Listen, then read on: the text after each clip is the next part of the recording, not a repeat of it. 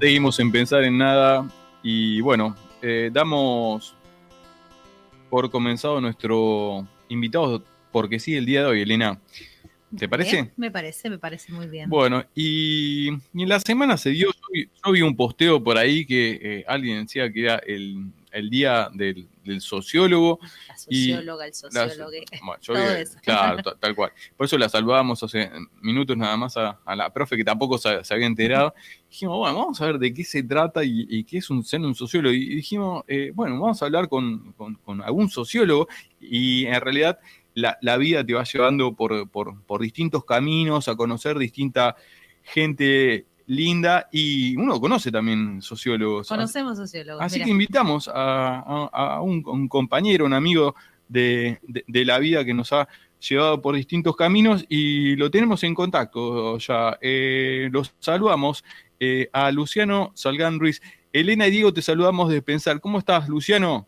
Bien, Bien. perfecto, lo escucho perfecto. ¿Cómo andan? ¿Todo tranquilo? Bien, bien, todo bien, todo bien.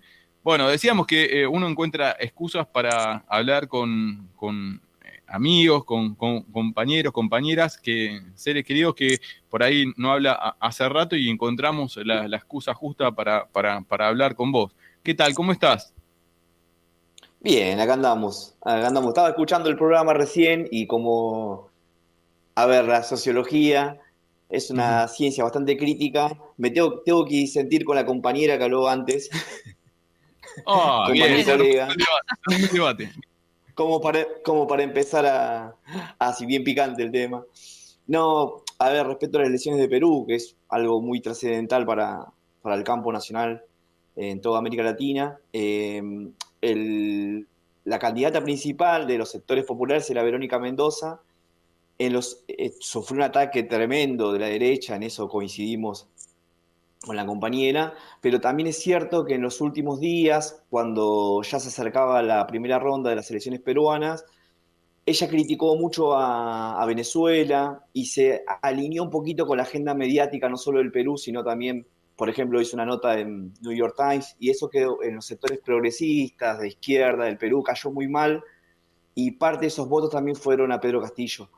Por eso también hubo como una especie de tropezón de la candidata en las últimas 2 semanas, en el cual se corrió un poco del programa con el que venía trabajando y se alineó un poco con la agenda mediática de la derecha peruana.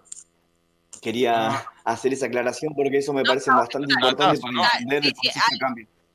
era algo que no teníamos, que no, bueno, no, claramente no somos analistas internacionales, por eso intentamos dialogar Con gente que sepa, ¿no? no, que nos ayuden a pensar. La idea es un espacio así para escuchar y también para reflexionar. Buenísimo, era un dato que no teníamos, pero bueno, importante también tener esta escucha que a veces también es sesgada, ¿no? Por más que uno intente digamos, sí, analizar en base a los intereses populares, a veces también se nos pierden cosas como esta. Así que bueno, buenísimo el aporte acá para completar el análisis, ¿no?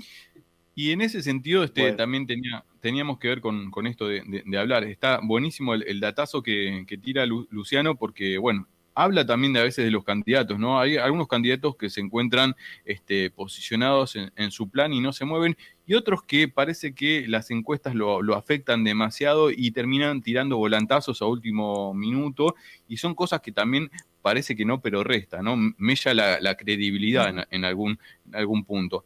Pero queríamos bajarlo un poco a territorio, a Luciano, y realmente preguntarle por qué se le ocurrió estudiar sociología. Yo decía que había visto un posteo y el posteo que vi en la semana fue el tuyo, donde aparte nombrás como profesores de la carrera a un montón de personalidades que hacen también a la cultura argentina. ¿Por qué, por ejemplo, vos, Luciano, se le ocurrió estudiar sociología? ahí, bueno, yo le cuento un poquito la experiencia personal. Ahí también pegó un volantazo yo también porque mi trayectoria personal indicaba que tenía que estudiar más que para el lado de la economía, de hecho me anoté en la carrera y yo durante el secundario también hice la parte de perito mercantil, estaba metido en las Olimpiadas de Matemáticas, estaba más vinculado a eso y me topé con algunos libros de sociología que me interesaron y me cambié por cosas que uno hace a los 20 años y bueno, y me enamoré rápidamente la carrera, así que bueno, que después, bueno, fue solamente estudiar y conocer un montón de cosas que si no hubiese tomado esa decisión, que en su momento fue impensada, así, no hubiese terminado ahí. Pero bueno, Tal, estoy muy contento de eso. tal cual. Sabemos que además de, bueno, esto, que uno lo utiliza de excusa, sos también militante político y acá vamos bajando también la idea. ¿Qué aportes puede hacer un profesional, un técnico en el territorio? Hemos hablado en alguna oportunidad de esto, de los intelectuales orgánicos, que también la idea es siempre que aporten a trabajar en los territorios para mejorar la calidad de vida de las personas. ¿Cuál es tu reflexión al respecto? O lo que te salga del corazón, ¿no? Digamos.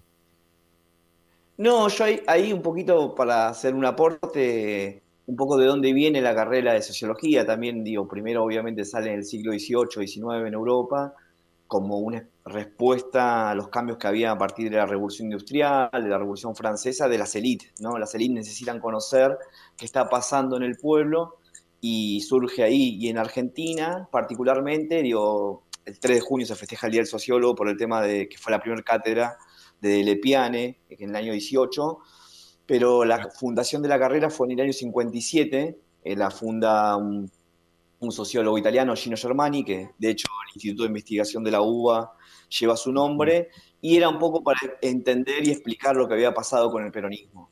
De hecho, surge financiada por Estados Unidos, hay un aporte grande de la Fundación Ford, que querían ver qué pasaba en América Latina con estos denominados populismos, que ya en la década del 50 existían, década del 40, y bueno, a partir de eso también surge la carrera. Entonces, más allá de muchas herramientas novedosas que traen, como la estadística, toda la parte metodológica de investigación, que nos sirve como herramienta para estudiar, surge como una reacción de las élites para poder interpretar lo que venía pasando en América Latina.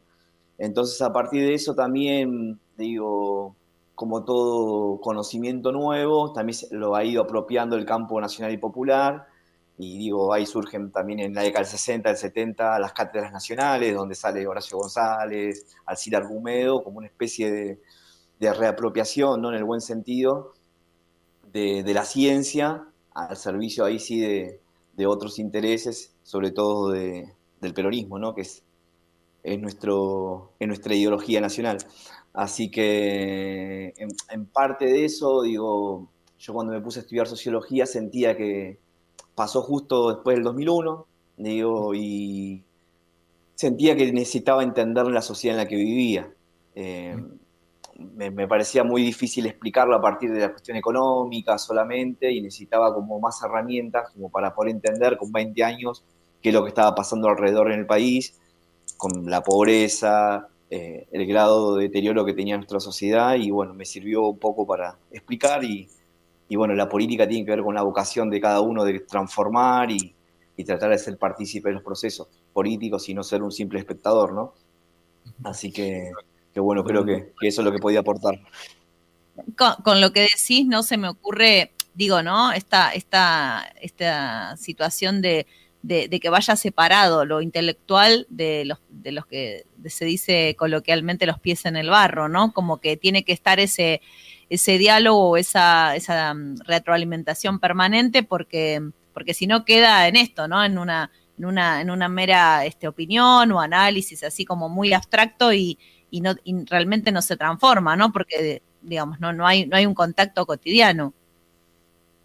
No, no, claramente, y de hecho creo que, a ver, uno al habitar la periferia del mundo y por otro lado habitar la periferia de la Argentina también, te permite, digo, ver el mundo desde otro lado y también aportar a la discusión general, digo, porque a veces uno, digo, yo estoy en Marlo, criado en Marlo, en un barrio de la periferia de Marlo, y creo que no me gustaría solamente poder discutir las cuestiones de mi barrio o de mi territorio, sino también discutir las cuestiones que hacen a la política internacional y a las cuestiones nacionales. Creo que eso afecta muchísimo más a la realidad cotidiana que viven mis vecinos y mis amigos, mis compañeros, que quizás una política focalizada, ¿no? Así Ujú. que también me sirvió también para poder discutir esas cuestiones, pero desde una visión, ¿no? Desde una visión desde la periferia. Un poco lo que pasa en Perú pasa por eso también, digo. Tenemos un candidato como Pedro Castillo que los centros urbanos progresistas no lo vieron porque quizás no comprendieron el Perú profundo, no tenían el grado de comprensión del Perú profundo y agarraron una agenda que quizás no era la del pueblo peruano. Ujú. Buenísimo, buenísimo.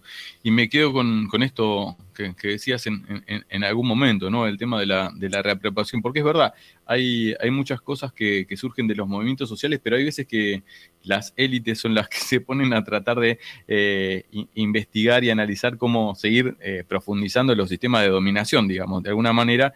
¿Y sale mal, decís? No, está bueno Ah, esto cuando en realidad desde el campo popular se puede, como por ejemplo esto de la apertura de las universidades y del estudio, por eso hablamos de la educación pública y gratuita, que es muy importante, la apropiación de estas herramientas como para tratar de aportar al campo popular, ¿no? Bueno, muchísimas gracias. La idea era charlar un poco con vos, Luciano, de esto y me parece que nos quedamos más que contentos con esta reflexión y estas palabras, esta participación tuya. Bueno, muchas gracias y felicitaciones por el programa y por el laburo que vienen haciendo, que necesitamos comunicadores también al servicio de nuestro país. Así que gracias por la invitación y a disposición. gracias, Luciano. Gracias, Luciano. Bueno, encontraremos otra excusa para volver a charlar con vos. Un abrazo gigante y hasta la próxima. Gracias, un abrazo. Luciano Sagán Ruiz, sociólogo, pero también parte del campo popular y de los vecinos y de los militantes que encontramos acá en nuestro querido Merlo.